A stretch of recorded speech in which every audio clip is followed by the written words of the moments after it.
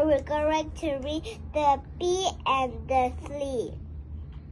In a field near the sea, there lived a wee bee. She lived near a wee leafy bee.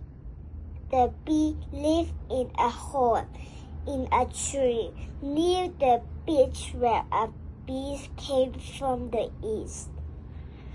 One day, Bee saw Lee eating nectar. "What are you doing?" screamed Bee. "Fleas do not eat sweet nectar, but I like eat sweet nectar," said Lee. "I do not want to be a flea. I want to be a bee." Lee was not like other fleas. He liked to eat sweet nectar from roses. "Come with me to my hive," said Bee. "You can meet the queen bee. We can see if she will let you live in the hive."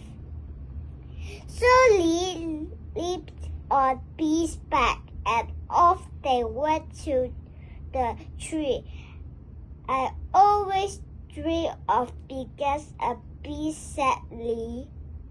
They went to the hive to see the queen.